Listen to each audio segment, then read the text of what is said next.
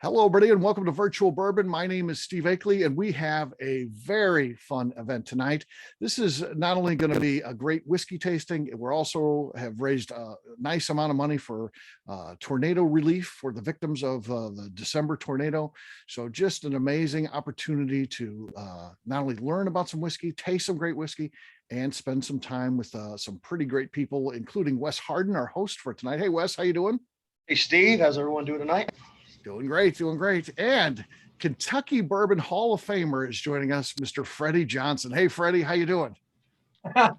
I'm doing fine, Steve. How you doing?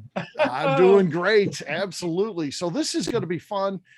Freddie, we want you here for your knowledge and tell us about the history of the brand as we get into that and all that kind of stuff, and join us in the tasting too. I mean, we want to get what you're getting out of it, so that will be fun. And we'll turn it over to Wes to kind of lead us on this journey here, and I'm here too. I'll be jumping in as needed. All right. So like all of our Dusty events, or most of them anyway, we're going to compare in a blind tasting to Blanton's offerings. So one of these will be a Blanton single barrel from basically 2020. The other is a 1995 Japanese release black label. So we're going to taste these blind in a little bit. And obviously, like we always do, we're going to go through and share tasting notes, nosing notes.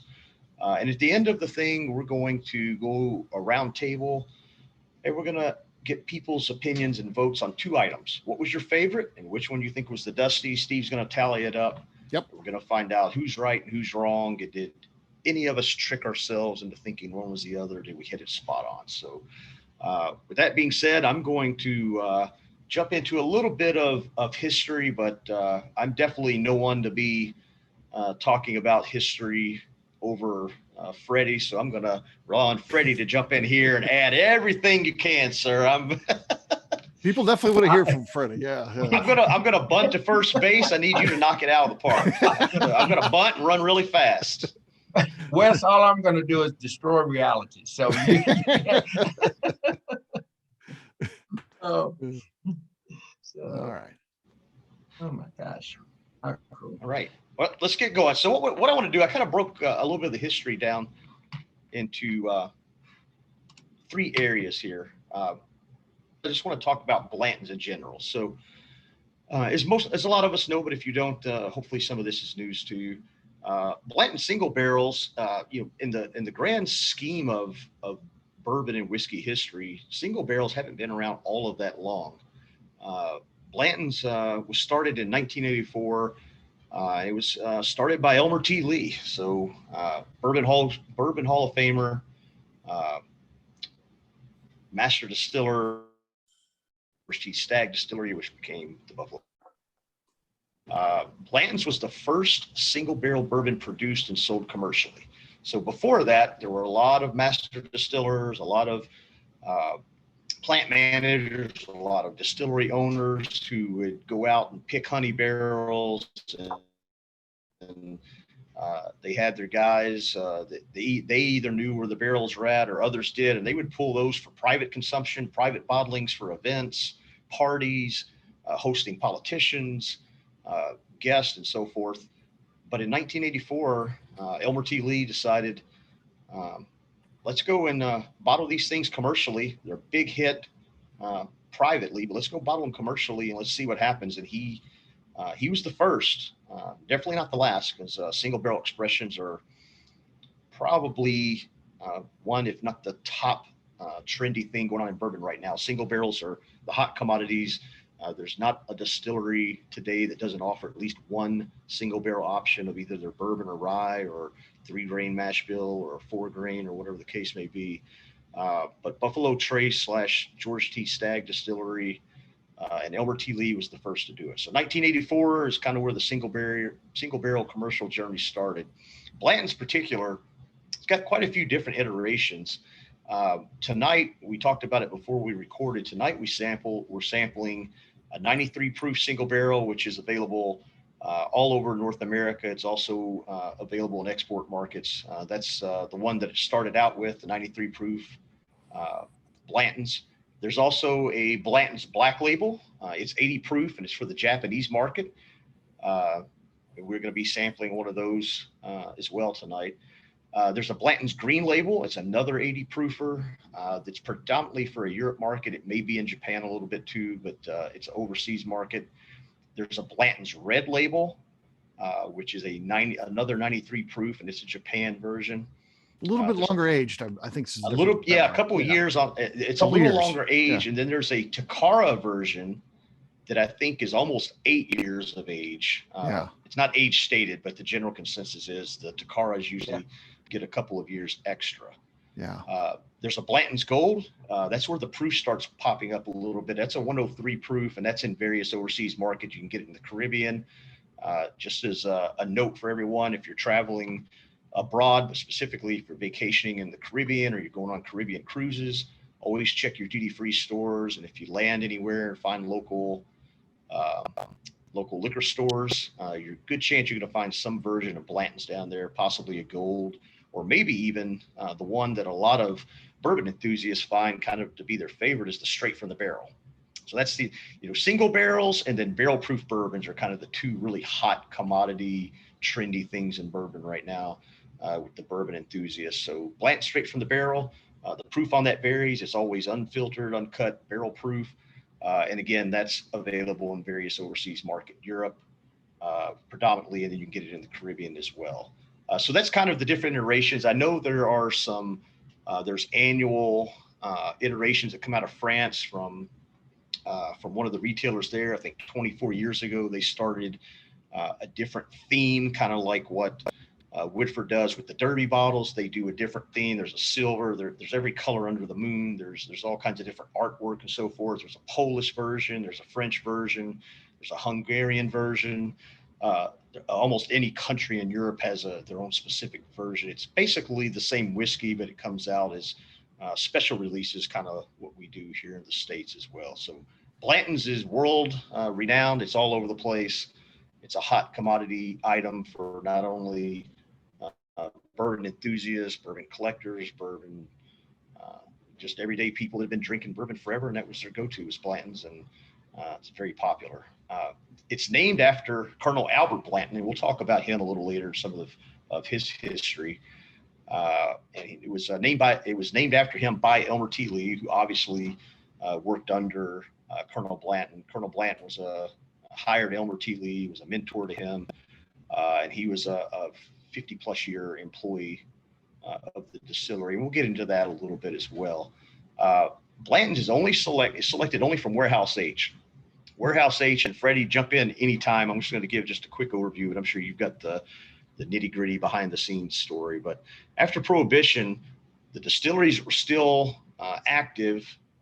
They wanted to vamp up quickly for massive demand coming out of repeal. So repealed, we're ready to drink. What are we going to do? Oh man, we have no stocks. We got to go.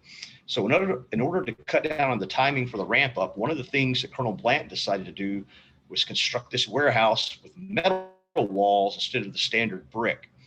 And what they didn't know was going to happen, and they did it just simply because it was quicker to build the rick house. But what happened was the temperature inside more closely mimicked the temperatures outside. So obviously, if we don't live in Kentucky on here, you have been to Kentucky. We definitely have all four seasons. We have the high 90 high humidity summers. We have the single digit cold winters, and we have everything in between. The weather can change 20 times in a week if you don't watch out here. So all of that helps the aging process, and it's part of the reason. I'm biased. I'm from Kentucky. I'm a Kentucky bourbon guy. Do I drink bourbon from elsewhere? Absolutely. But I'm a Kentucky bourbon guy, and a lot of it has to do with the weather and the aging. So the results of that were this warehouse tended to offer quite a different flavor profile than some of the other rick houses. And Colonel Blanton found out pretty quick that was the warehouse he liked to go find his honey barrels, and he would have those privately bottled for his personal soirees, his parties, if he was entertaining politicians and dignitaries and whatever he had going on, either work related or more importantly his private life. He would have those single barrels bottled for his personal entertainment, basically. He obviously, over the years, passed that knowledge down to others. Elmer would be one of those. I think Elmer passed it down to Freddie's father at one time, and Freddie obviously will get you into that. But warehouse age is where the magic is, and that's where all of the Blanton's bottles, no matter what version or what market come from, is the magical warehouse age. So I think real quick, go ahead. Oh, Steve. go ahead. No, go ahead. No. Okay. The only thing I was going to do was let's take sample one. Okay. And then I've got a question for Freddie once we. Absolutely. While we're doing that, I just want to ask everyone as we start into some more discussion. Let's take sample one. Everyone do some nosing. Let's get some sips in. Let's listen to Steve and Freddie do some talking here, and then we'll get into some of the tasting notes. Yeah. Okay. Just a quick one. I've got this weird way of tasting that we just did a guy with the Whiskey Magazine, and got some really nice comments back on it. It's called acclimation. And when I show you how to do this, we're still going to nose it, but there's a couple of things that have come out recently about the human anatomy. And one of them is about nosing. And Steve, Wes, I just wanted to say 2 thumbs up to, I see Dave and Adrena, and I see Brad and Sally, and I see Neil, and is that Melanie? Yep. All right. Beautiful. Beautiful. And I see Kathy over there. She's not saying very much, but she's looking on. All right, so the deal is this. The first thing is you're hearing more and more about, you see these master distillers, you're seeing more and more women involved. You're seeing people when they do barrel selections, more and more of these chefs, these restaurants, these taverns and bars, more and more of them are bringing women with them. And the reason that it's so important is men and women smell and taste things differently. So when Steve and Wes was talking about this tasting, I was hoping that we would get some couples like we have here, because it's amazing the difference in what one will pick up versus the other. And one will look at the other like, where do you get that smell from? I don't smell that at all. And here's what's crazy about this. If you saw one of our previous Whiskey Wednesdays, Drew Mabel and I get a chance to do things together, as do Harlan and I.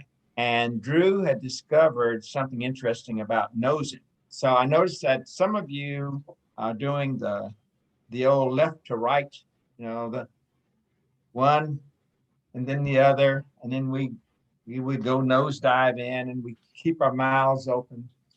The problem is nobody tells us why we should nose it that way. And what was discovered is something actually happens subconsciously without us being aware of it. Very few people realize that every 2 hours, the human body shuts down one nasal passage, and it's to re-moisturize it. It just closes it down. And that's why sometimes your nose inadvertently will run. It's your body flushing something out of your nasal passage that without that moisture in that nasal passage, those dust or those particulates would have gone straight into your lungs. So it's a little safety valve. So sometimes when we're nosing our really good bourbons, we pick up something on one side that we don't pick up on the other side. Is because maybe that passageway is in transition. It's on break. And we're only partially smelling out of it. Yeah, it's crazy. Crazy. And the other thing that, all right, and then the air in your mouth basically dilutes the alcohol concentration down and allows the subtle nuances to come through. So that's why they tell you to, when you're doing it, to breathe, open up your mouth a little bit and take a little bit of air as you're doing it. Now, I'm going to share something with you that happened to Freddie. I tell people all the time, Steve knows, life is a journey. So one of the things that happens is this. If I have a young group and an older group, and they're trying to nose bourbon, that's the reason why this acclimation thing and that I do with water came into play. Let me tell you what happened to Freddie. So the first thing that happened was because of some medical issues, I had to get my teeth pulled. And when they came back, they came back with a full set of dentures. And I said, okay, that's fine. But I noticed that I had to nose things differently. And what most people don't realize is those nasal passages, you actually have two portals up in the roof of your mouth. And that's part of where that air and that fragrance is coming through when you breathe from one side to the other. Well, when you have a full plate, guess what? Those two little passages, those little portals up in the top of your nose get blocked in the top of your mouth. It's amazing. It's amazing. And it changes the entire way that you taste even your food when you eat. So I try to get people to understand, don't try to force someone to nose or taste a certain way, because there may be medical reasons or maybe physical reasons that cause them to have to approach that bourbon or that whiskey another way. Doesn't mean they're not going to get to the same destination. It just means that maybe they have to take a different road. Kind of cool? It is cool. It is very cool. Freddie, you continue to So amaze. Do you ever just kind of half-ass get into anything? You go when you get into a topic, you go all in, my friend. You know everything there is to know about it. It's amazing. Well, it's kind of funny. So, and that's where this acclimation thing came in. So a lot of times when we do tastings like this, we only have a limited amount of product. I mean, if we all had there's one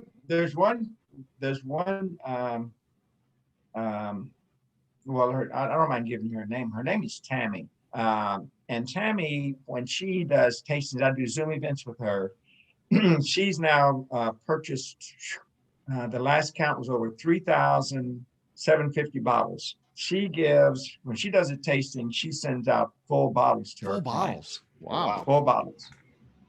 It's a very pricey experience, but she makes sure that they all have full bottles.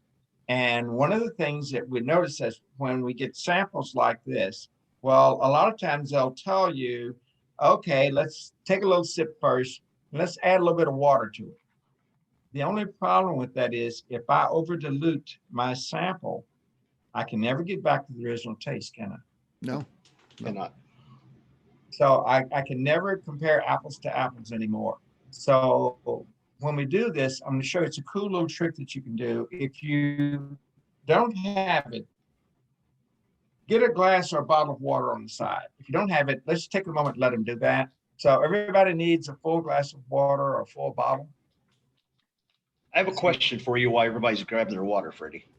Okay. So one of the parts of tasting, we're tasting two samples. When people come in for single barrel selections, or someone's doing a home review, I know Steve's had different events online where they've tasted up to 6 and 10 different whiskeys and so forth. One of the tricks that a guy taught me years ago, there's the argument whether you can reset your palate by eating a saltine cracker or something like that, which I prefer not to eat while I'm sampling because I think the salt throws you off and some other things. One of the things that I was taught that seems to work fairly well for kind of resetting the olfactory system is, I was told as a control is to sniff the top or the back of your hand, because it goes back to the relationship with your body. It's something that it's a smell you're familiar with, and it typically doesn't have anything to do with whiskey, so it shouldn't be, your hand, unless you haven't washed your hands and you just cut up onions or something. But outside of that, it was a trick taught to me. What are your thoughts on that? Do you think that's something that's value added, or is it kind of just a wives' tale kind of thing? No, it's really kind of funny. So the back of your hand, or you see some people smell the inner part of the wrist. Normally, when you take the pulse and all that, you'll see them do that, which is one of the reasons. It's kind of cool, Wes. Cool observation. But it's why you put, like if you're putting on perfume or cologne, that's why they tell you to put a dab right in that part of your joint. Yep. It's because of the vessels and stuff are right there. There's warmth, and your glands are right there. So it brings you back to the smells that your body normally encounters, which is yours. So yeah, that's kind of crazy. Yeah, it kind of sets you, the explanation to me was it kind of sets you back to neutral, and then you can go into the next drink. And if you feel like you're getting overwhelmed, it's a way you can kind of reset your system back to neutral and then jump back into it. So it seems to work pretty well for me, I think. So it's really funny. So when people do barrel selections, sometimes they do things like they'll bring corn chips. Yep. Because the dominant grain is corn. Some of them will bring grapes. If you've done a barrel selection with us, if it's around lunchtime, we include some crackers, but we also include grapes in there. Okay. Kind of like as a way. Some people like red grapes, some people like white grapes. But basically, it cleanses the palate without any artificial sweeteners or flavors. And I tell folks to each their own. I do some interesting tastings. I do pairings. But what I do is, if I'm doing the full thing of White Dog up through Weller to basically low rye, high rye bourbons like an Eagle Rare or Buffalo Trace, and then go to a Blanton's, and then go to a straight rye. But I use different types of cheeses to do that with. If you've never done a pairing like that, friends, trust me, it doesn't cost you a lot, but it will blow your mind to just let them play with the White Dog and the wheat, and then go to Weller.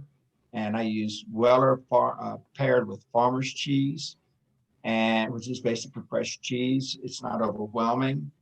And then I'll use Buffalo Trace or Eagle Rare, and I just go from a mild cheddar to a sharp cheddar. And then I will go to an extra sharp. And then I end up with blue cheese on my straight rye. And you would think that blue cheese would just dominate and cut. The blue cheese turns buttery and creamy, and it creates an unbelievable mouthfeel and taste on the palate. So I don't want to get into that right now, but I want to focus on this because it's so near and dear to me. When you do this, I'm going to show you how it works. Wes and I are going to be talking about holding the glass up and making legs with it like you do wine and stuff like that. But the other thing is this: when you take your first sip, I want you to take a sip of water first. Now, and in the industry, as Wes would tell you, they would call this cleansing your palate. Freddie just calls it rinsing out your mouth. So just take a swig of water, and then you're not going to drink this first. We're doing, Wes, which one are we doing first? Number one or number two? Number one. We're going to start with number one. Okay. All right. So you're not going to drink it. You're just going to splash it up against your lips. Now we're going to do this, and then you can go back to the way you want to do it. Just don't nail your drink, because this is all you got. All right. So what we're going to do is just get the water first. If you got your glasses, hopefully you got everything poured and they're breathing, so they're going to be at the same temperature and everything's aerated done. So watch this. So just splash it up against your lips. Just try to work this with it. Splash it up against your lips.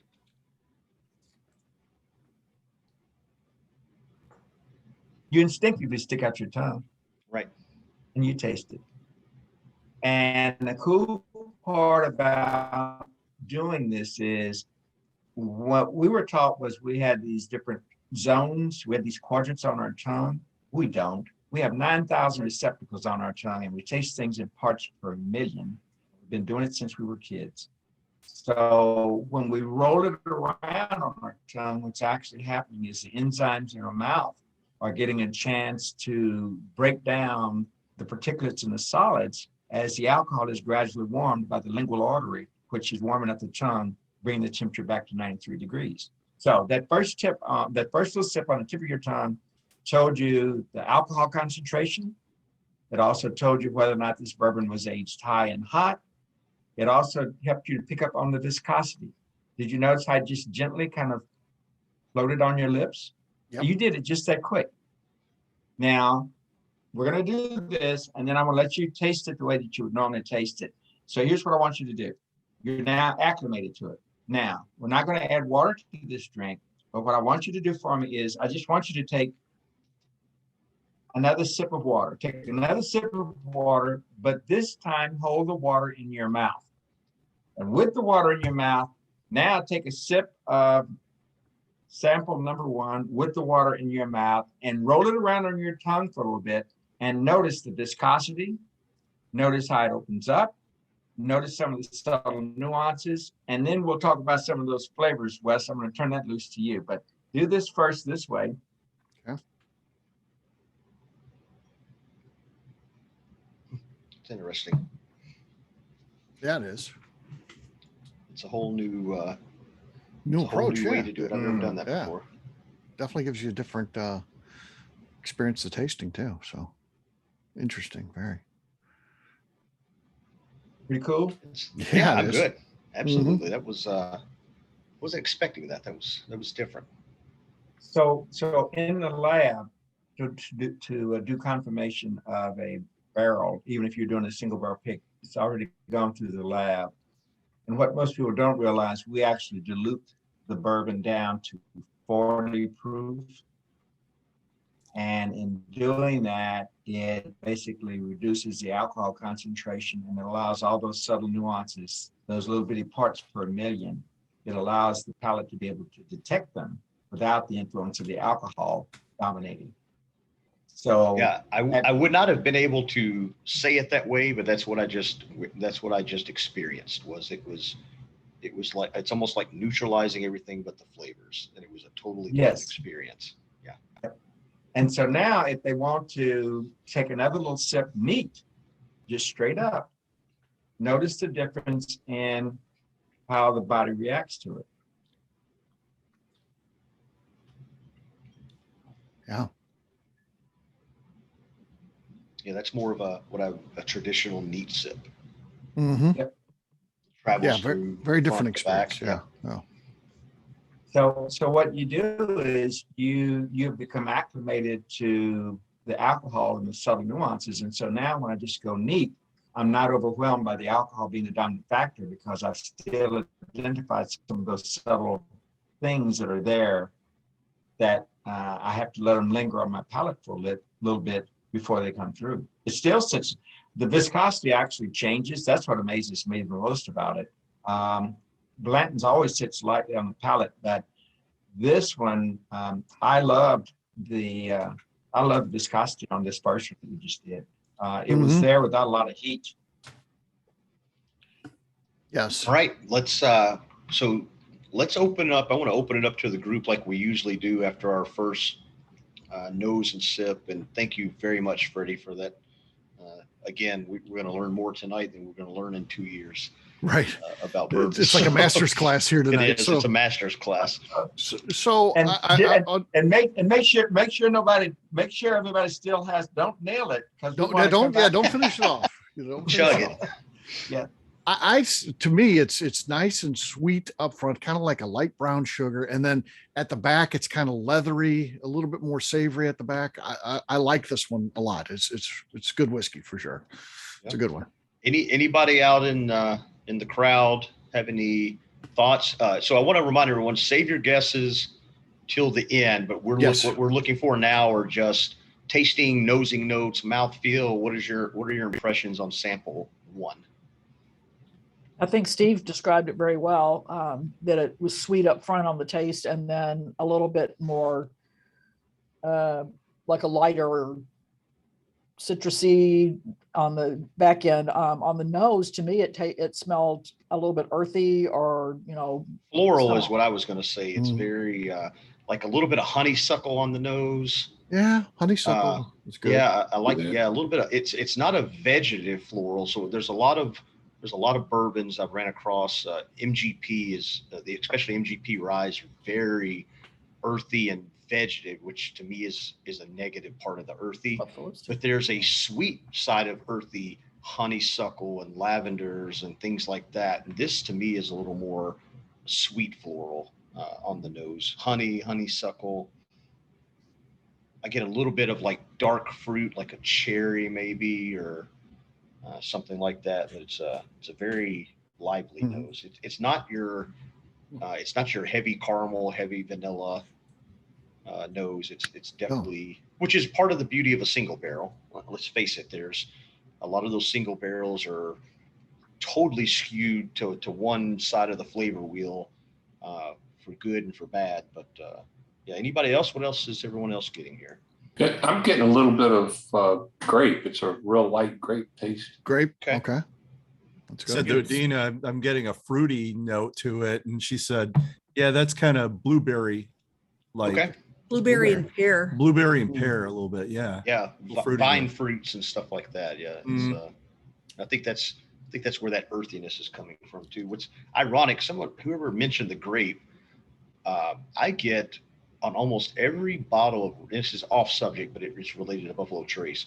Rock Hill Farms. I've had bottles of Rock Hill Farms that have had such a great flavor. It almost tastes like grape Kool-Aid. And I've actually tried some of that with some friends, and that's the first thing they always say. And a lot of my friends are just bourbon drinkers. They're not connoisseurs. They don't sit down and break it down. But there's been certain bottles of Rock Hill Farms that have this grape Kool-Aid flavor that's actually very amazing. It's so it's kind of cool that someone mentioned the grape on there. Yeah. I can't get, you put that honeysuckle in my darn mind. Man. Once I gotta something like get that rid of happens. honeysuckle. Sorry about that. Yeah.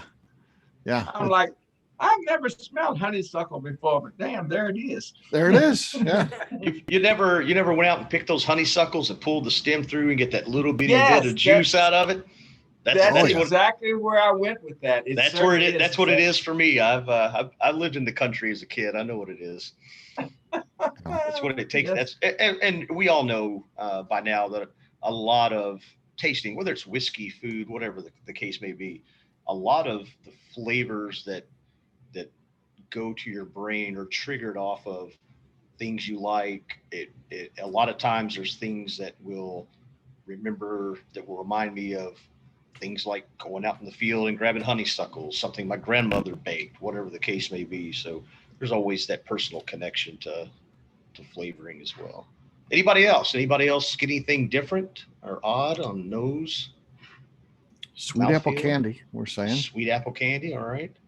Eric, this is Iowa Eric. He's the Iowa Eric, not the Kentucky Eric Johnson. It's it's the Iowa Eric Johnson.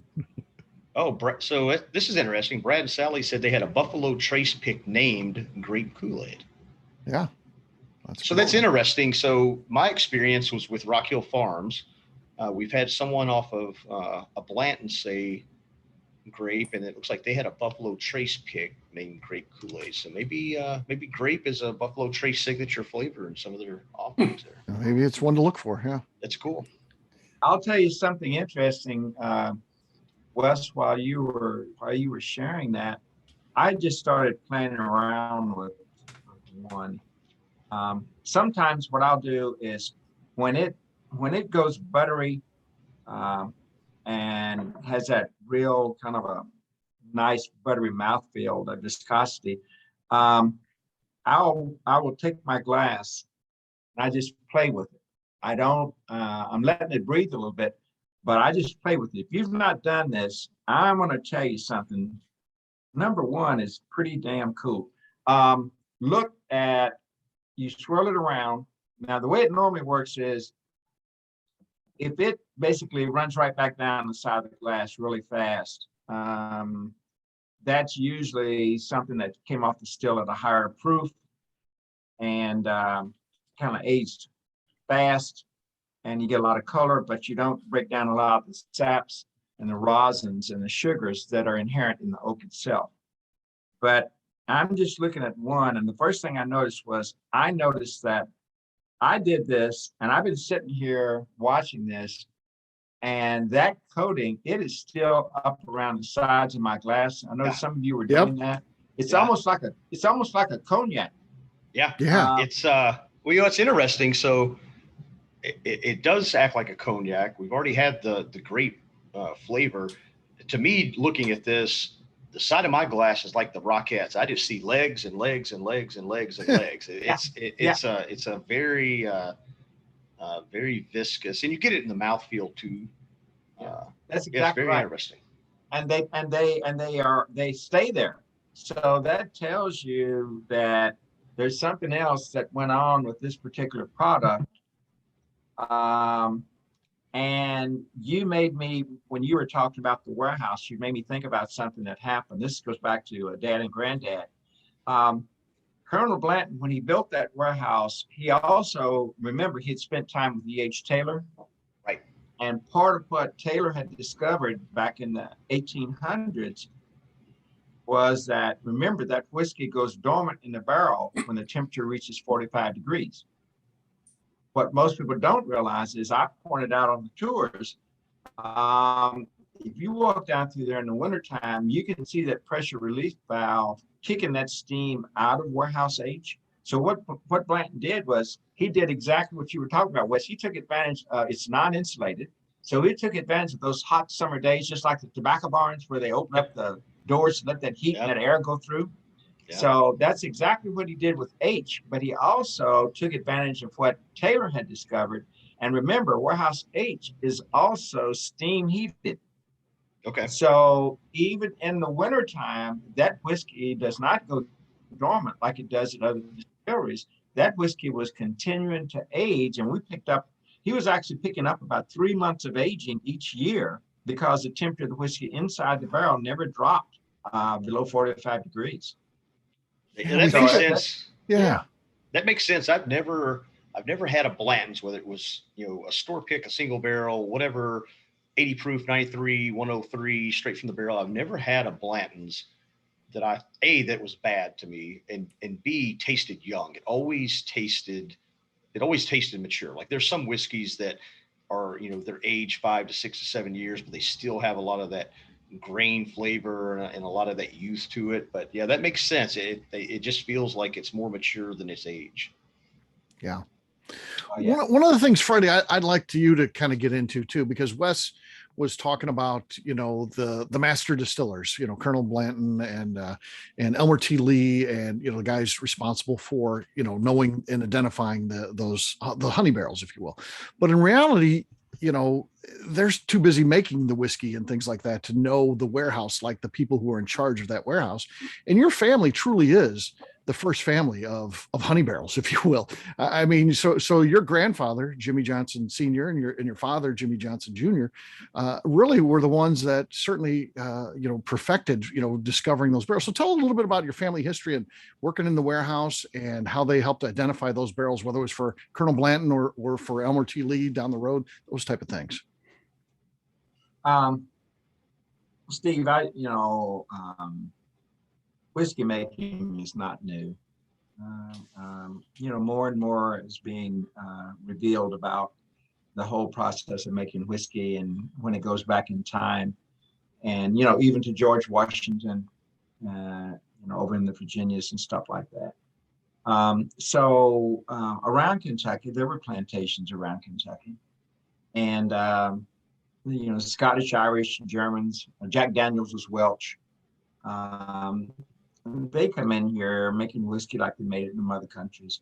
But as you said, they didn't make the whiskey. They were the proprietors, they were the owners, and right. They had other people making it out of, which is, I think, why, Fawn Weaver and Uncle Nearest and all that just exploded as a product it's international now. It was because of the story that had been kept secret for so long.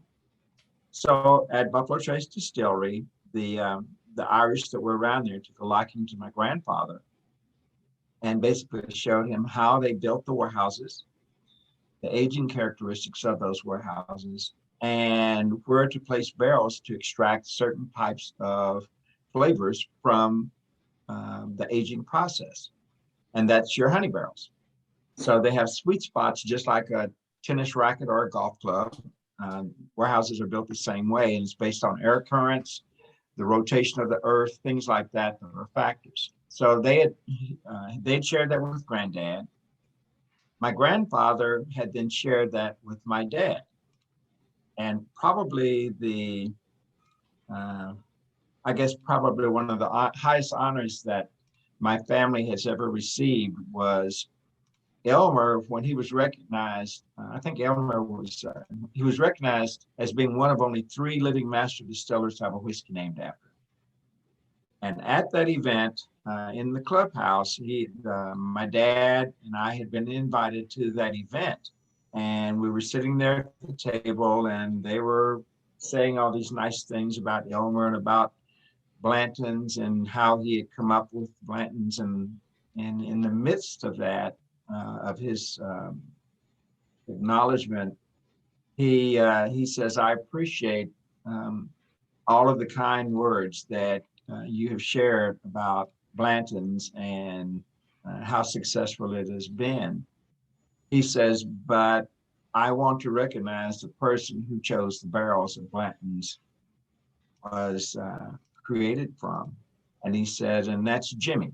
And so he said, Jimmy, would you, acknowledge that you're there? And my father cried right there at the table. And he said he didn't have to do that. The respect that they have for one another, and that they had until they passed. My father was like, he said, Elmer didn't have to do that. He says, I would have never taken that recognition away from him by promoting the fact that I was the one that chose the barrels.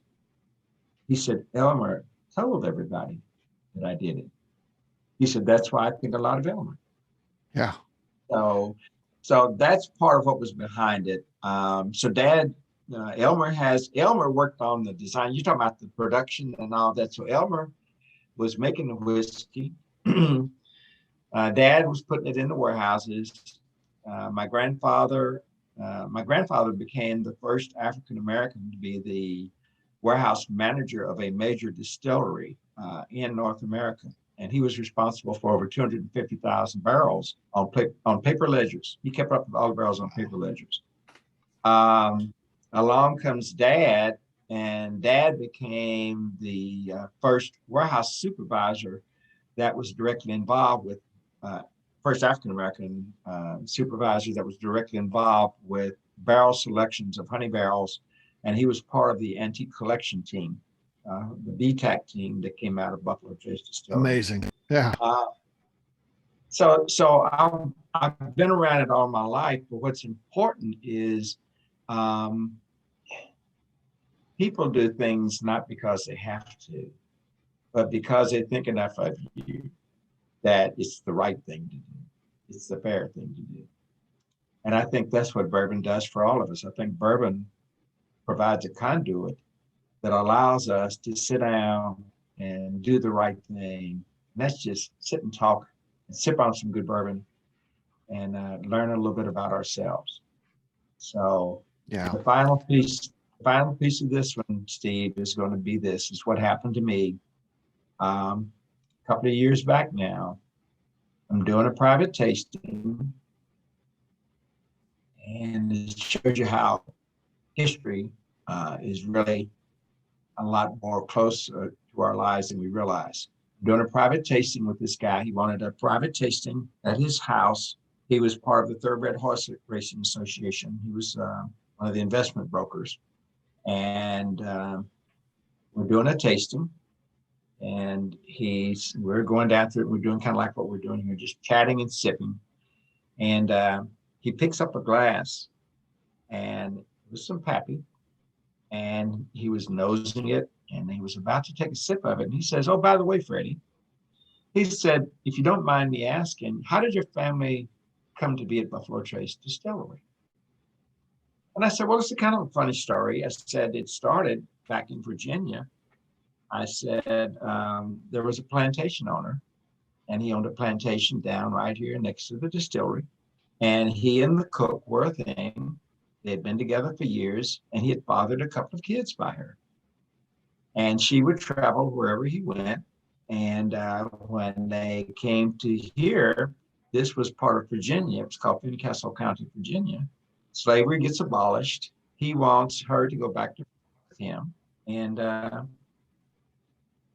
she said, I'll do that if you give them some land so that the kids would be self-sustaining. And he does. So that was the family farm down below the distillery. And the offset of that was my grandfather, who looked more like an Irishman than an African-American. And because of that, the Irish took a liking to him, and he was easy to work with him, and they based everything on integrity. Now, I'm saying this, and the guy is like, "Oh, that's really an interesting story, Freddie." And I said, "Yes, sir." So that's how Freddie came to be. And he's about to take a sip of his pappy, and he says, "Oh, and by the way," he said, "do you happen to know who that plantation owner's name was?"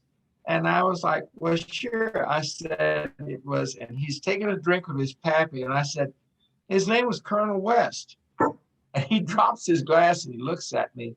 He says, "Freddie, I'm a West." Huh.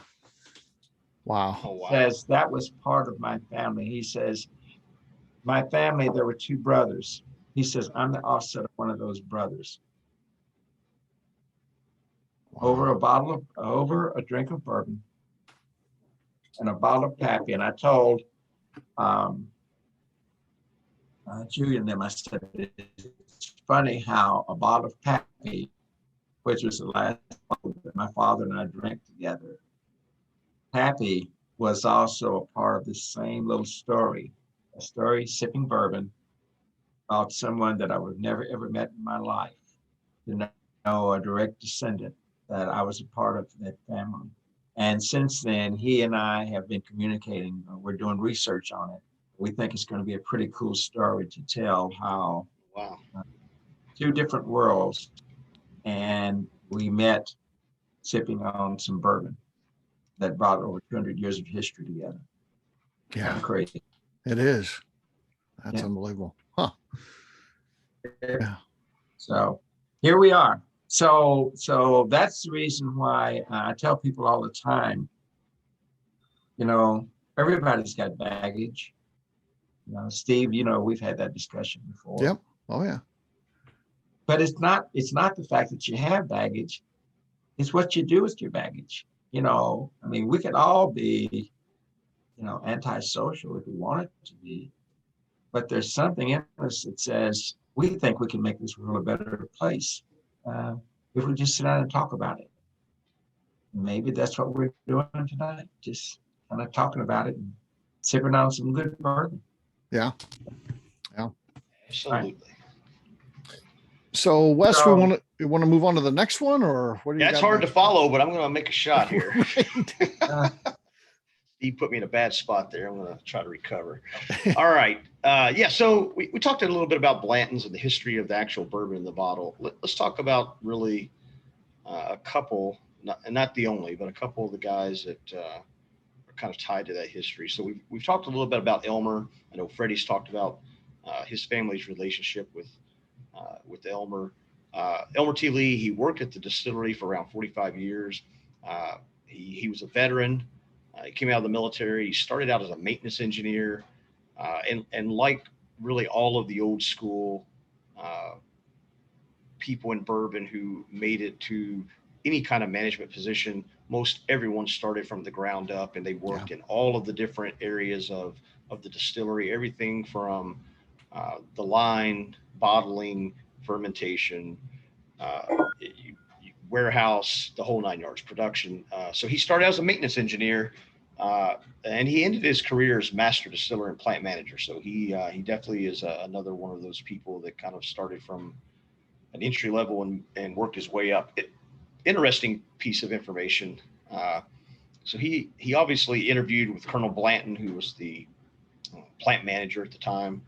And the day that he went in looking for a job and interviewed with him, Colonel Blanton told him they weren't hiring today. But he was persistent and changed Colonel Blanton's mind, and he ended up hiring. He ended up basically cutting his teeth under him. He worked under Colonel Blanton. Obviously, he, along with a lot of other people, learned about warehouse age, where the honey barrels were, middle cut of the rick house, and he's one of those guys. He decided to release those honey barrels at a warehouse age as single barrels for commercial sales in '84, like we talked about. And he decided that the only thing you could really call that was he wanted to name it after his longtime mentor, hence the name Blanton's single barrel bourbon. And then he retired in 95. And once he retired, Buffalo Trace was able to honor Elmer with his own single barrel, which is another popular Buffalo Trace offering, which is Elmer T. Lee single barrel. So and that's just general information. That's definitely not inside baseball or anything like that. Freddie, jump in anytime. I'm sure you've got 10 days and 20 nights worth of Elmer T. Lee stories from your father and grandfather, but jump in and give us the real good info. That's what everybody wants. Here's a fun fact. So we didn't know it. So we started the oral history sessions, and once a year they have what they call the antique dinner. They call it the George T. Stagg retirement dinner. All the old guys get together and they start telling stories. And at one of these events, what happened was my dad had gone to work at the distillery. War breaks out. My grandfather tells my dad, you know, you need to go enlist. You need to go into the service. And Dad does. So Dad goes in. Dad was a civil engineer. Elmer was a bombardier. Now, we did not. Now, this is after these old guys have been retired and sitting around drinking. And we're doing this oral history thing. And Elmer was like, he said, well, Jimmy, he said, where did you build those landing strips? And Dad said, well, we built them on these remote islands so that when the planes were out on their missions, we would build 2 landing strips. He says, we built one that was a dummy landing strip that we kept lit up. And that's the one that the enemies kept bombing. He says, and then we built another landing strip that we kept it dark until the planes were getting ready to come in from their mission. And then we would light it up for them. And then as soon as they basically landed and refueled, he said, then we'd turn the lights. He said, they would land, we'd turn the lights off. They would refuel, we'll patch them up. He says, then we turn the lights on and they would take back off again. And then we turn the lights back off. And Elmer's like, well, what islands were you on? And Dad named a couple of islands. And he said, well, hell, Jimmy, he said, I was one of the bombardiers that was landing on them strips. So Dad and Elmer had been in back then it was called the Air Corps. And those two old guys were in the military, in the Air Corps at the same time during the war. One was making the landing strips and the other was landing on those strips. It was crazy. I mean, it's just the kinds of things that happen. We just laughed about them because we never ever thought about how all of this stuff was all intertwined together. And Buffalo Trace was directly linked to the military. And see, and that's what a lot of people don't realize. What happened was we were taking the grain from the farmers and they were making alcohol with it. But they were making 3 types of alcohol. And Wes, I know you know a lot about that story. So we were making medicinal alcohol, all right?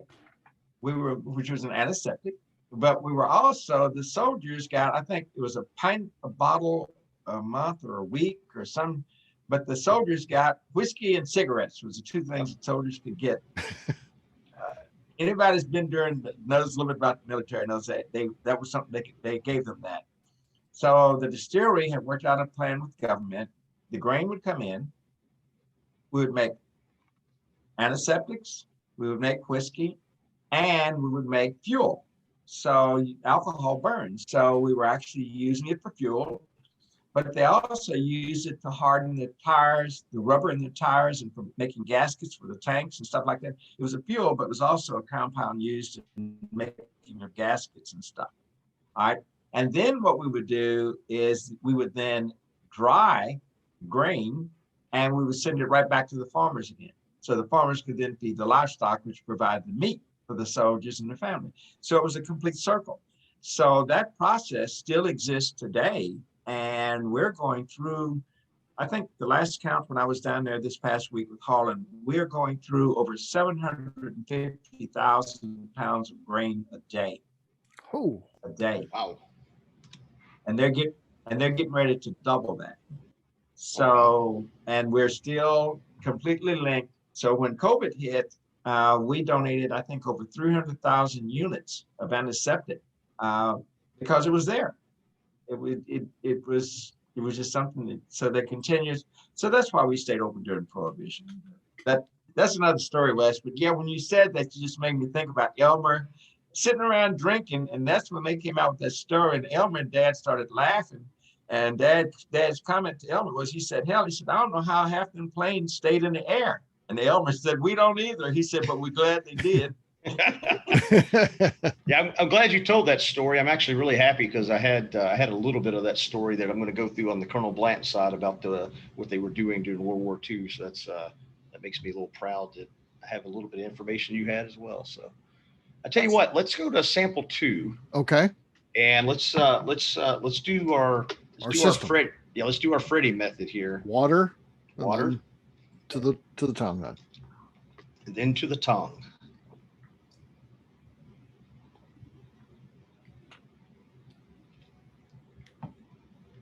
Everyone remember what's after that? Water in the mouth, and then the whiskey in the mouth. So mix it across the palate then.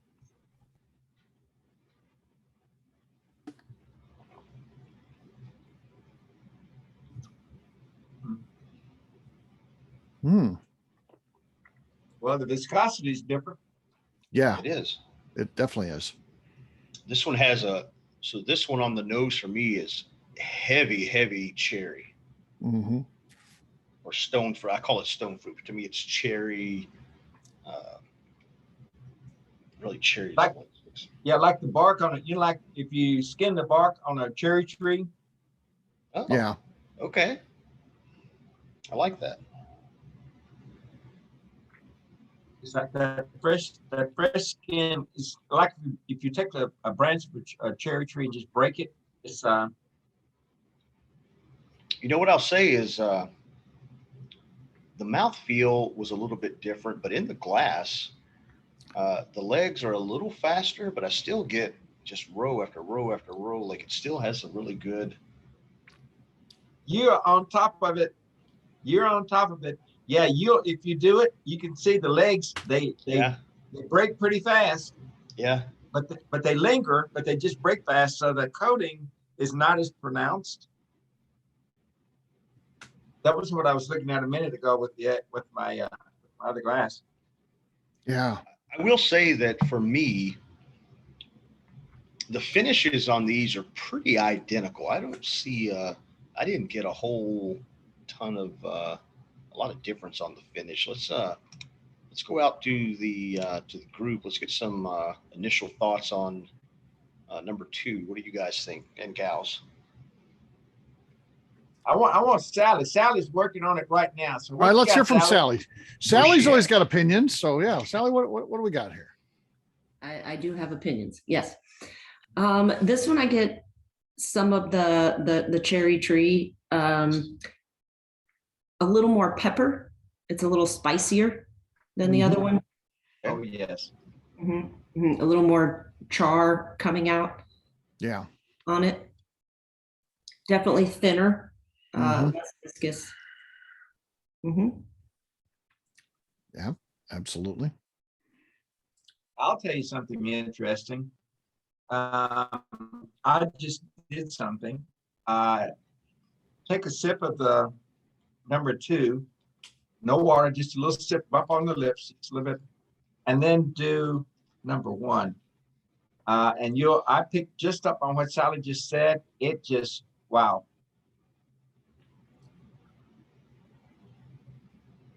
Yeah. One's like a caramel bomb on the nose now. Yes. Yeah, is it set in the glass? I get burnt sugar, caramel, creme brulee, Yeah. dessert. Yeah. Yeah. That wasn't necessarily there at first. Yeah. Yeah. You know what this reminds me of? This reminds me of what I call the morning after. So like if I don't take these Glencairns upstairs and put them in the dishwasher and I leave them on my desk and I come down in the morning and I take a whiff of what's left, it's always burnt sugar, caramel, like all the really sweet, gooey, good stuff that you like in bourbon. I always get that the morning after. And I picked up on that spiciness, Sally. Right up on number 2. just, I mean, you can right on the tip of your tongue, which says there's a little bit of heat involved with that. Remember the mash bills. Yeah, that really goes back to, you were talking earlier about you like whiskey pairing with foods, cheeses, things of that nature. That goes back to the whole flavor wheel where an almond with a certain mash bill of bourbon will bring out a fruit flavor, and a dried cranberry or a grape or something like that will bring out almost a polar opposite out the flavors out of the bourbon, because you're pounding your palate with like super sweet. For instance, I got a grape, I've got a raisin, I've got a cranberry, and then I go to the bourbon. The sweetness typically won't come out, but the spices and the floral comes out. And the same way opposite, if I go earthy or grainy, I'll get sweet notes out of the bourbon. It's kind of similar to what you just did here, Freddie, where you went to the second one, which had a little bit of spice, and then you go back to number one, and your brain says, well, that's not spice, that's something else. It's heavy caramel, heavy sugar. It's a cool back and forth. Oh yeah, it's a rich feel. Does anybody else? All right. Melanie's been awful quiet there, so. I'm kind of mentally likening these to wines. So the first one is like a semi-sweet wine, and the second one is a dry wine. I think the number 2 has a dry finish, a little bit brighter, and definitely the first one is sweet. Yeah, definitely. Kathy, what about you? I don't think we've heard from Kathy. Let's hear from Kathy. I like putting Kathy on the spot. I like putting Kathy on the spot. That's good. Put me on the spot. I'm right there with you. I feel like the second one is a little bit spicier, a lot more pepper straight down the middle of your tongue, and dry. Definitely some good tongue sweater. And then you go back to the first one, and it's funny because the first time I drank it, I said creme brulee, but then the more I drank it, I'm like, no, I don't think so. But now it's completely right there. Timberlake, yeah. Oh yeah. Absolutely. Anyone else have catch anything oddball or straight? Tony, you got to go with Tony. Yeah, I was going to say you picked on, you got Tony too. Tony's got to say something. Tony. Yeah. Yeah. So initially on number 1, I thought the nose was like really strong and really sweet compared to number 2. The nose was lacking on number 2. But then on number 1, the palate was a bit lacking compared to the nose, I thought. And on number 2, I thought it had some more char and spice, like I believe Sally said. It had some more spice in it, and it just more evenly matched the nose on that one. Mm-hmm. Right. I like it. Yeah, I agree. I think number 2, you get about mid to back palate if spice really starts picking up on the way down on number 2. Number 1 is a little more single noted throughout with a little bit of punch at the end, but the spice really kicks up mid palate on number 2 for me, I believe. Yeah.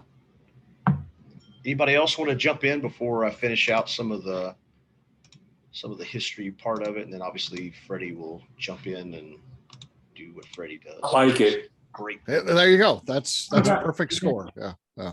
Yeah. So what about Rick? Rick's he's kicking back there. I The haven't heard legend, from him yeah. since- The legend. Yes. Yeah, Rick the Legend Brenner.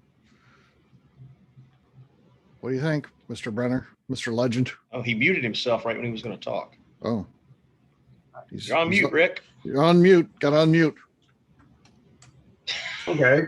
There you go. There he is. There he is. I don't know if I have anything else to add to anything. Okay. I So think Freddie everybody pretty much covered it. Freddie, there's a little known fact about Rick. He's attended 16, Steve? Yeah, 17. 17. 16 in a row was the streak. Yeah. Yeah. So prior to this event, he had attended 17 of our Dusty events, and he was 16-0 with guessing which one was the Dusty or not. And we tripped him up on the last event, which was a Baker's Dusty versus a recent Baker's, and he's 16-1. So he's licking his wounds right now. He's hoping to start a new streak tonight. Yeah. Yeah, he's going to I start. never know. Maybe I'll go the other way. Our current leader is also on here too. It's Eric Johnson with 2. 2 is Eric our from current. Iowa, right? Yeah. Eric from Iowa. So, Eric from Iowa. Eric Johnson from Kentucky emailed me today and he said it was actually him, but no, it's Eric from Iowa. We'll have to keep track of that closely. We'll have to give one of them a nickname or something. Right. All right. So I'm gonna start kind of the last piece of Okay.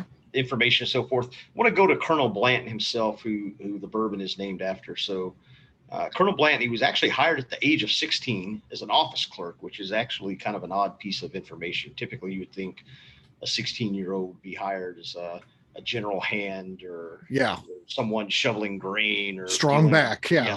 Strong back, strong arms, and don't know any better than to say no. But no, he was hired in as an office clerk, and it kind of helped set him up. He was he evidently set a pretty good example and a pretty good impression early on as a business savvy professional type person.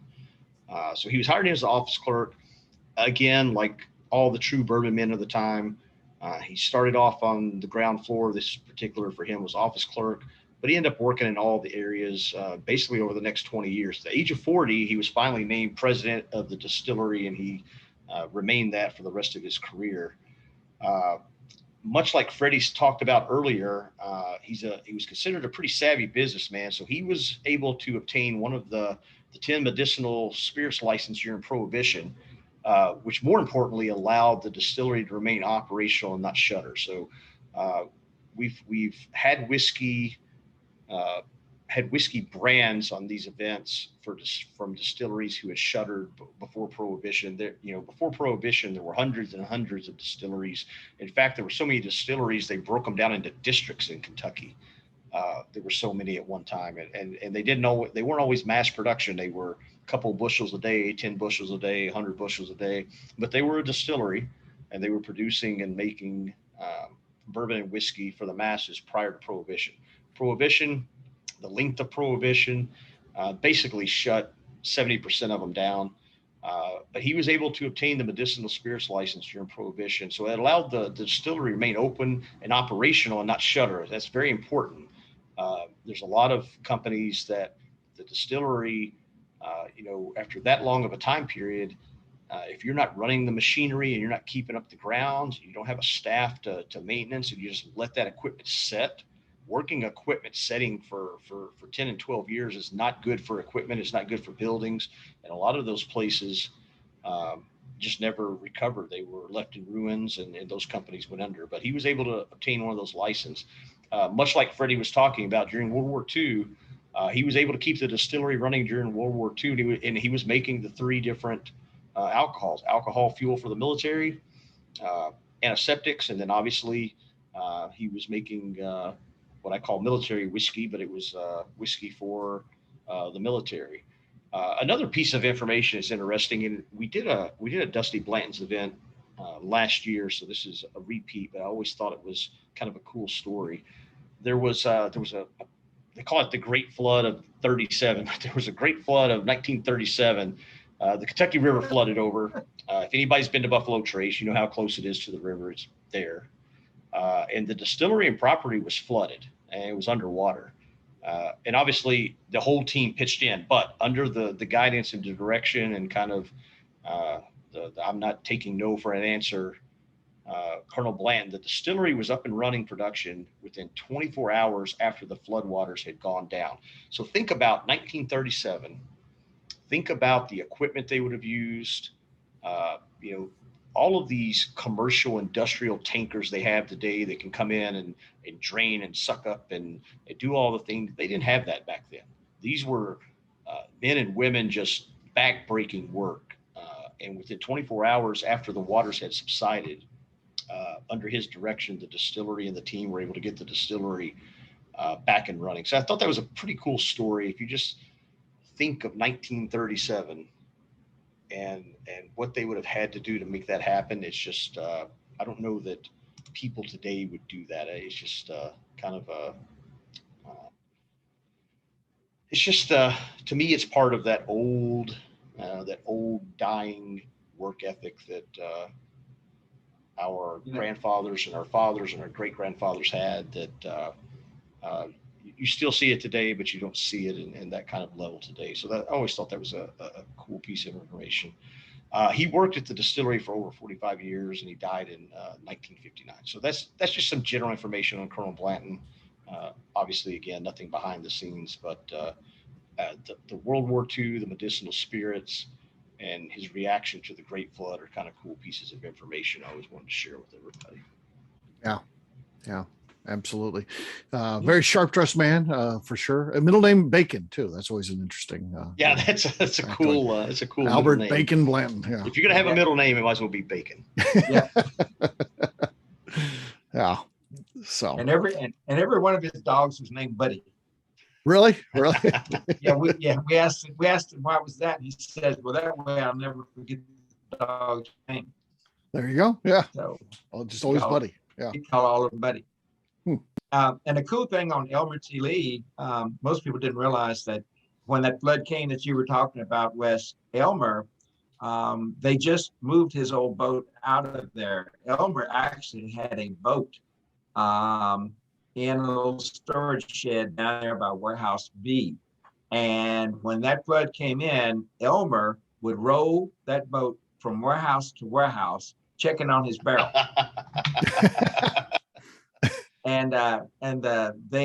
The flood, the water came up so fast, they actually lost 8,000 barrels. But the rest of it, those folks you're talking about manually lifting those barrels up and moving those barrels, because in some of the warehouses, they didn't have rick elevators like we have now. And they were actually physically getting those barrels up and hoisting them up to the upper levels just to save the whiskey, supporting Elmer and Colonel Blanton. The distillery has never laid anybody off. Colonel Blanton was a visionary, and that's why it's so important.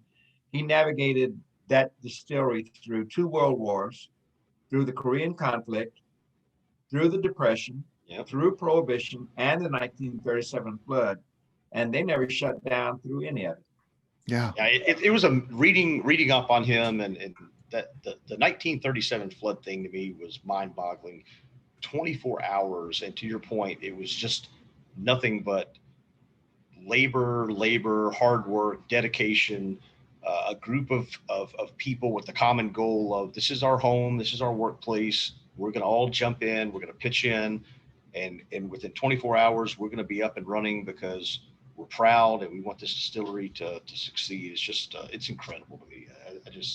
I can't imagine the work that was put in. That's a leader who has the buy-in from the absolutely. Yeah, masses, you can't go and tell people to do that. People have to want to jump in and pitch in and do that. Yeah, they do. Absolutely. Yeah. Mm-hmm. All right, Steve, do we want to start? I think it's time to vote, as they say. Time. So Wes will call on you, and we're looking for 2 things. And they can be both the same answer, but they don't have to be. We want you to tell us what one you think is the dusty. So, and then which one you like better.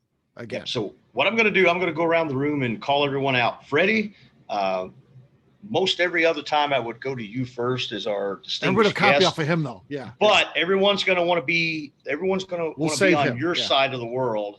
So I don't want to skew the jury here. So we're going to save you for last. Okay. All right, so what I'm going to do, so that we're fair about this, so you won't say that, okay, he did something weird. So what I'm going to do on this piece of paper, I'm going to write down the one that I think is the dusty. Okay.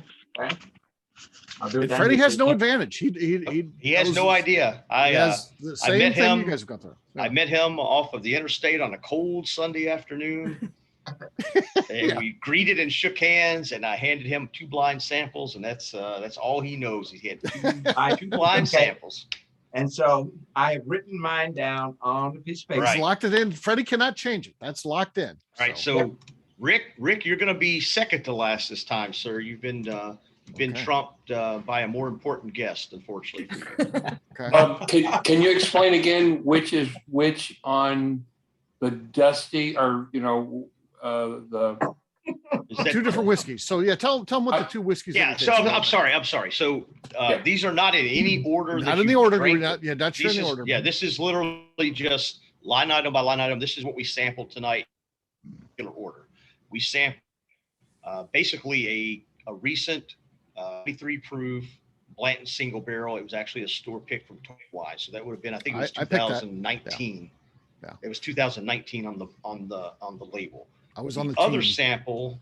Yes, the other sample is a 1995 Blanton's black label for the Japanese market. So those are the two that we sampled.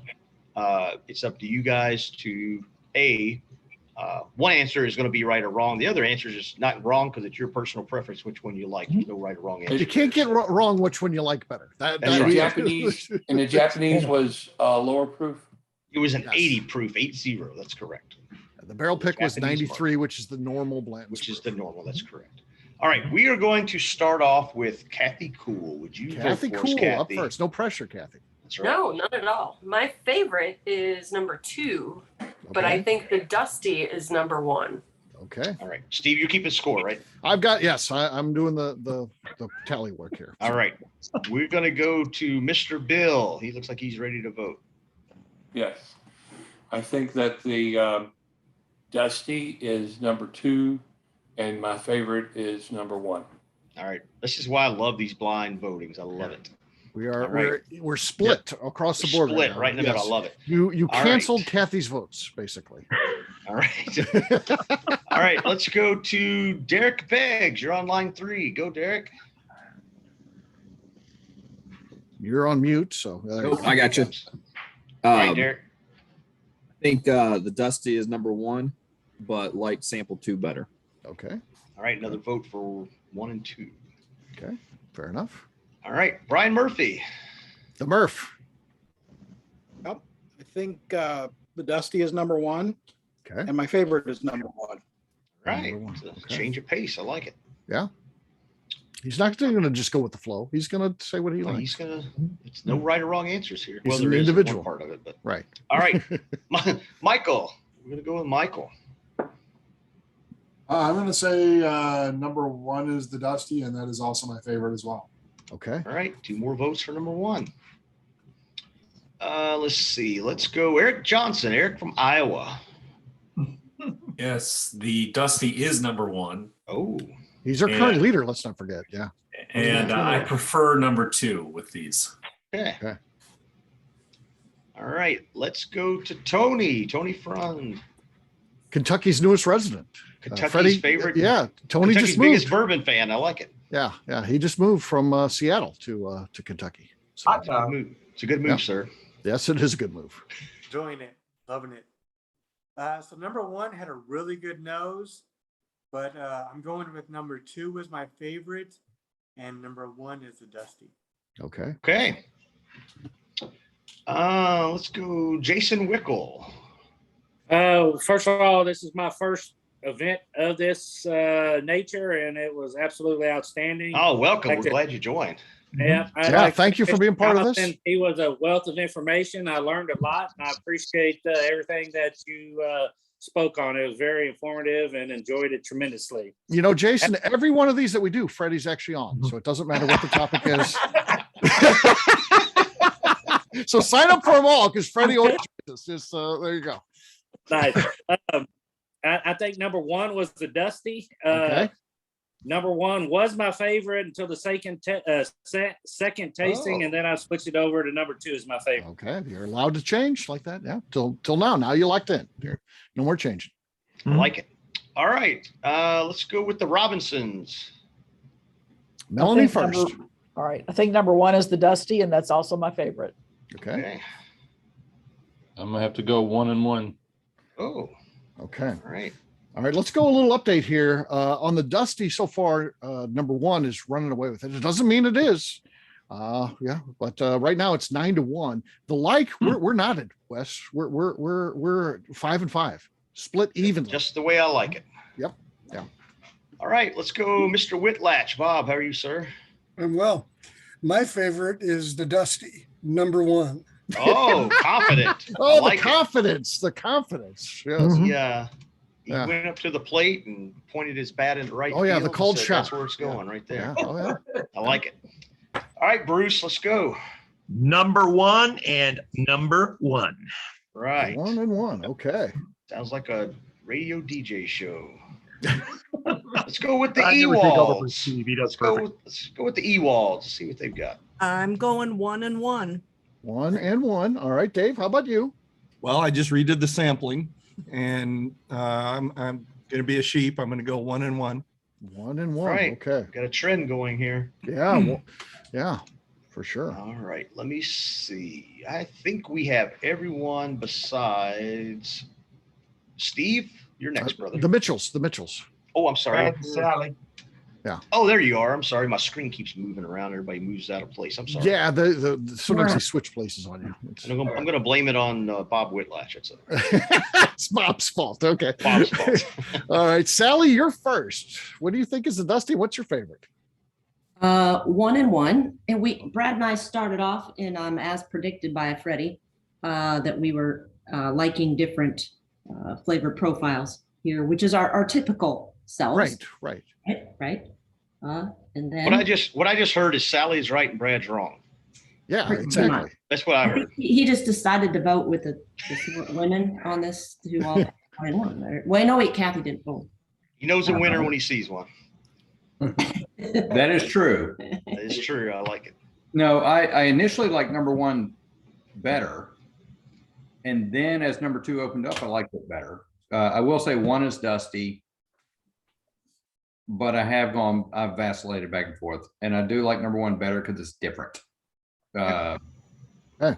It's somewhat unique. Kind of like even we got back into chicken cock recently.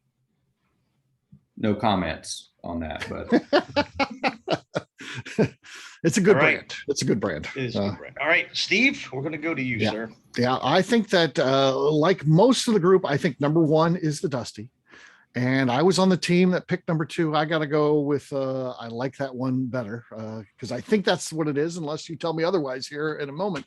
But I like number 2 better flavor. We like surprises here. Rick Brenner, the legend. It's up to you, sir. Okay. I'm going to shake it up a little bit.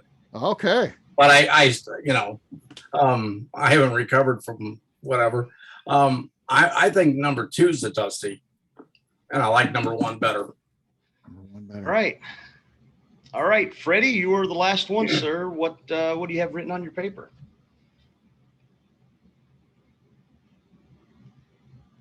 So is that your favorite, or is that the Dusty, or both? That is both. Both. He's the Okay. Dusty, and his favorite is number 1. Okay. So Wes, the final, before you report here. I want to make sure I didn't skip any. There's a long list of people. Has anybody not voted? I want to double check and make sure. I think you got everyone. I thought I did too. All right, good. We're ready. Yeah. But Steve, before you say anything, I have one observation. Absolutely. So we've been sipping on a lot of stuff here, and I know some people have been evidently they had some backup somewhere because they've been tilting their glasses a lot. And I just an observation. I happened to notice Brad and Sally, and all of a sudden, Brad gets real comfortable, and next thing I notice, he's taking off his sweater or whatever that was he had on. And it just brings to mind that it's not just tequila that makes your clothes fall off. Because it's your Blanton's tasting will do it. Yeah. I think they're froze. Thank you for validating us. Yes. So Wes, the numbers look like this. You had 2 vote that number 2 was the Dusty. So that's Bill and the Legend. So if it ends up number 2 is the Dusty, you're going to see some major celebrating there. And then on number 1, you had 17 voted for number 1 as the Dusty. So by far, a lot more there. On the like, it was a little closer, but not as ended up being as close as the last time we checked in. So number 2 got 6 likes, and number 1 got 13. So more than doubled up. So yeah. So that's the finals. What is the real deal? What is the big reveal here? So the big reveal is the Legend is on a 2-game losing streak. Number 1 is the Dusty. Oh, I told you I'd probably go in the opposite direction. Yeah. So Eric Johnson is up to 3 now. He's our leader with 3. Yeah. Well, number 2 tasted like it was the lower proof. So yeah. So what's odd? Yeah. So it's very strange, and it's part of to me, I'm at a little bit of a disadvantage because I know what it is. Like I bottled them all. I know exactly which one is which. So my mind automatically says when I'm drinking, no matter if it's this event or another, when I'm drinking the Dusty, I'm expecting to get something different than what everybody else is getting, because I know that it's the Dusty. To me, in this particular example, what I was surprised of, and this is pretty common, starting to be pretty common in these Dusty events, 80 proof bourbons today are, to me, a lot, weak is not a really good term, but are a lot thinner and have more of a watered down taste. But a lot of bourbon back in the 70s, 80s, and 90s, when it wasn't super popular and people were trying to get rid of their bourbon, the 80 proof, we've talked about it from time to time, 80 proof seemed to just be more viscous, pack more of a punch. And I think we saw that tonight. If I had not known ahead of time, like I said during the event, the finish for both were pretty similar to me. I wouldn't think there were 13 proof points between number 1 and number 2.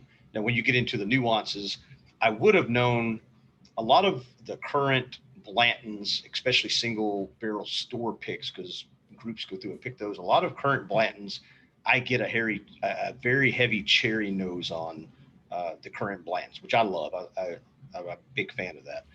So I would have been able to pick that out myself personally, because I get that on a lot of Blanton single barrels. But from a viscosity standpoint and a finish standpoint, I could see where someone would think that number 1 was the 93 proof current, because the 80 proof from 95 actually held up. Yeah, absolutely. So if you like what we're doing here, the next one that we have tickets for, there's another event that's coming up. It's sold out though. It's a maker's tasting with Jane Bowie in that role of the bourbon celebrity playing along with us. The next one that we have tickets for still is February 7th. It's a 1972 Yellowstone, and Steve Beam will be there. We're going to taste that 72 Yellowstone and then compare and contrast with today's version. Again, blind tasting, and Steve Beam will be playing along. It'll be fun. So please be a part of that. Before we wrap things up, it's a great opportunity to ask Freddie Johnson some questions. So again, he's got such a great history in the business. He's a Kentucky Bourbon Hall of Famer. He is a 3rd generation family member to work at the distillery. So any questions that you have for Freddie, now's a great time to just open up your mic and ask away, folks. Okay, Steve, I'll start off. Hey, Freddie, Sure. Who came up with the idea for the horse race? That was a marketing thing that happened in 1989, 1990. They were basically, when Elmer started this whole Blanton single barrel thing, it really wasn't received very well. At the same time that was going on, there was another master distiller that said consistency is more important. So that's why they came up with the small batch. So you constantly hear about this single barrel versus the small batch, and that was back in the days of Booker Noe and Parker Beam and those folks, and Elmer was doing the single barrel thing. So that's kind of like where it's really at. They were trying to jumpstart Blanton. So Elmer was so afraid that he was going to lose his job. Shinley had put him on the line because he had spent a lot of money working with Anchor Hocking to come up with that glass design that was shaped like a bottle. Michael Veitch, if you've been keeping up with Michael Veitch's publications, he just recently did a little blurb on glass bottles because he's getting ready to come out with a product. I think he and Mike are working on a product of whiskey they're getting ready to come out with. But he talked about the pricing of bottles, and it's a dominant factor in the cost of the whiskey. But shelf presentation was critical, and Elmer had come up with the bottle being designed like a barrel and bourbon and horse racing going hand in hand. It was a perfect marketing scheme. But then to jumpstart it so that people would be attracted to it, that's when the marketing folks said, well, let's make it look like a horse race, put all the horses in a different position, put the jockeys in a different position, put a letter on the rear hoof of each horse, spelling out Blanton's, but representing the key positions in a horse race. And when that happened, Blanton's takes off because now everybody's trying to get 8 stoppers. So it was a pretty darn good marketing plan that basically, what did they say? When the tide comes in, all ships rise. And so everybody jumped on the single barrel concept. So it was pretty cool. And I wanted to address something else that Wes touched on, that is critical that most people don't realize. Buffalo Trace, if you take, and just use this one as an example, and it'll help you to understand these two bourbons that we just tasted. If you get a bottle of Buffalo Trace and a bottle of Eagle Rare, those are two because they're the same mash bill. So Buffalo Trace runs about 7 to 8 years in the barrel. It's the same mash bill. Eagle Rare runs 10 to 12. You take those two and you sit them down and you do a tasting just like what we did. The first thing you'll notice is what Sally identified. You're going to notice the pepper, the spiciness, the heat in Buffalo Trace. You're going to notice the sweet caramel toffee notes in the Eagle Rare. They're both 90 proof. They're the same mash bill. And the only difference is where they set in the warehouse and for how long. So Wes, what most people don't realize is Blanton's Black usually runs 8 to 10 years old. That makes sense why the 80 proof holds up then. That's exactly right. So what happens is the whiskey's actually gone deeper into the wood and broken down more of the sugars and saps and rosins in the fibers of the wood. The human eye can't see them. We can't see it, but darn if our palate can't detect it. Every one of us picked up on that right away. So I tell people all the time, proof and price are never indications of age or of quality. Absolutely not.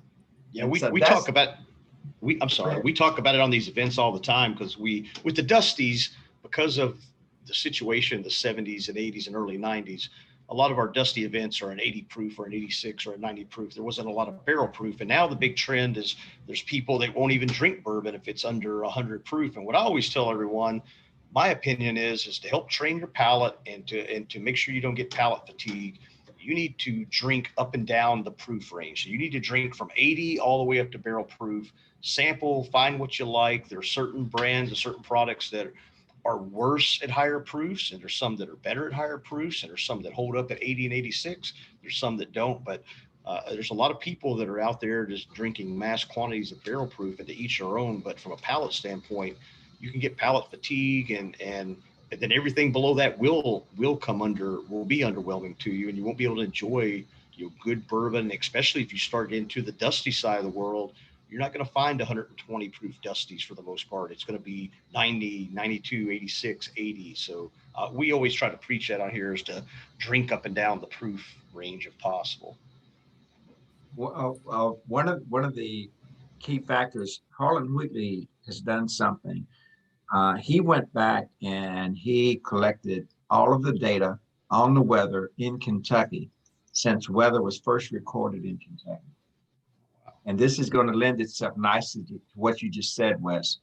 What he discovered was global warming is a fact, and the temperature in Kentucky is actually going up.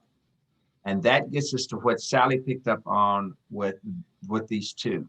So what's actually happening is it's actually causing us to reposition barrels in the warehouse. We normally your barrels go into the warehouse, and historically the warehouses have aged the whiskey a certain way over all these years. But of late, what Harlan has been doing is they've been repositioning the barrels so that new barrels that we're filling, maybe the barrel normally would go on the mid to the upper floors. And now we're having to bring them down a rick or two just because they're reaching the taste profile. But if they leave it up there for the extended period of time to meet the age statement, the whiskey is going to be too hot, too spicy, and it's going to overwhelm those flavors. And that's what people are picking up on now is a lot of these whiskeys that are coming out, what we call high and hot, is because they were put in the warehouse 7, 8, 10 years ago. And this whole global warming thing hadn't become a focus until they realized, hey, this whiskey is really getting pretty hot. And so that's why a lot of these whiskeys that have been around for a while tend to have a lot of spiciness. You get a lot of cinnamon, that pepper, but it continues to linger on the backside of the palate even after you swallow. But that's where that's coming from. Interesting. So cool observation. What other questions for Freddie does anybody have? Freddie, I don't have a question, but I really appreciate the different approach to tasting. It's definitely appreciably different and actually more pleasant than the old way. So thank you for sharing that. You're welcome. If you happen to have a bottle of barrel proof bourbon, I don't care, I'm not promoting any brand.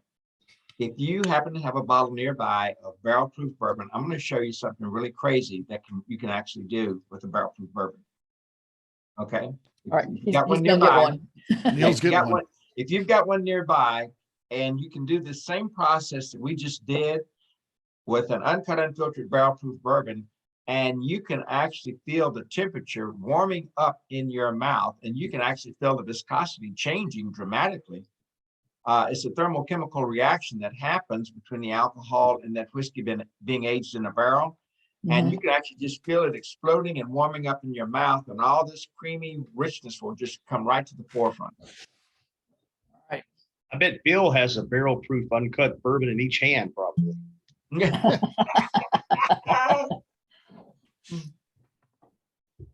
But it's just, I see they're playing with one right now. You put that sip of water in your mouth and then take a swig of that barrel proof, uncut, unfiltered, and you can actually feel it warming up in your mouth, and you will actually feel the viscosity change. You'll get those buttery notes. You're going to get all the essence that barrel has contributed to that whiskey. It's an amazing experience that you get. That's crazy. It's crazy. You got water in your mouth and you have another liquid heating up. It just doesn't seem like it would do that, but it does. Hey, Freddie. Yo. This isn't a question, it's an observation. When I show respect to somebody, it doesn't cost me anything.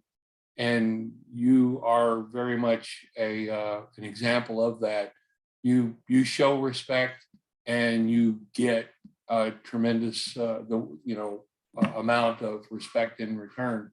And we all appreciate you. Thank you. Thank you so much. So I don't have a question. I do want to make a comment as we start kind of winding this thing down. I want to thank Freddie. I want to thank you personally for jumping on here. I want to thank Buffalo Trace for matching what we've raised. I'm confident, based on the generosity of the bourbon industry and the ABV Network crew, that we would have sold this event out just simply because people wanted to give a little back to the victims of the tornadoes. However, your willingness and Sazerac's willingness to let you come on absolutely sealed the deal. I mean, we sold this thing out in record time. So I want to thank you personally for helping us do this. It was cheers for Freddie. Big. Yeah. I'm from Western Kentucky, so it's near and dear to my heart. It's that's my home, and I called Steve, that Saturday and said, "Hey, I've got a Dusty. We can do something. Whatever we can do, let's do it." And then it just kept going for there. Freddie's going to be on. They're going to match us, and it just became this incredible event. So I want to personally thank you for coming on. I appreciate everything you've done. Yeah, Freddie. And Wes, thank you for getting the ball rolling to begin with. Oh, no problem. It's my pleasure. Yeah. Good job. I also want to thank everyone who's on here. Round of applause for everyone, because again, what I love about this was, and again, in the scheme of things, so much money was donated and it's needed. And, and you look at, I think KDA put out a press release that there's going to be a meeting where they give over a $3.4 million check from that. And, I love that idea, but I wasn't able to, I was bidding on some of the stuff. I couldn't win it. I couldn't participate in that. And I love the fact people were so generous and spent extra on bottles and stuff like that. But this was something that we could do. We did what we could afford. And the fact, Sazerac matched it really was something really special. And I think it's such a cool thing that we did what we could do to help. And I think that's really important to remember. So do what you can do to help. Absolutely. Mm-hmm. Well, there is a saying in the industry: if everybody has a glass with their favorite, or just a glass of whatever you have left, okay, my Dusty's just about done. I tried going back and wringing the bottle out. I think I've got another drop in here. That's about it. So, you ready? Yes. The saying goes like this, and this is really to Steve and to Wes. So Wes, for this event, but to Steve for the vision and the ABV network and all the good that it has done. So the toast goes like this. Steve, there are tall ships and there are small ships. And there are wooden ships. They sink. The best ship is a friendship. And to friendship, we shall drink. Salute, Steve. Thank you. Cheers. Cheers. Cheers. Wow. Very nice. Well, what an amazing night. Again, one last round of applause for Mr. Freddie Johnson for spending an evening with us, tasting some great whiskey, playing the game with us. I mean, how fun is that? You know, he's having to guess the Dusty with us. Such a cool opportunity and just a great man. And with that, we'll go ahead and turn off the recorder. We'll say goodbye. I'll stick around if you have any questions or anything like that. But thank you for being part of this event. And we'll send out the recording to all our folks that couldn't attend. And I'll just send a link to the upcoming event we've got. So thanks, guys. Appreciate it. Thank you. Thanks, All right. everyone. Bye. Bye-bye. Thanks so much, Freddie. Thank you, Steve.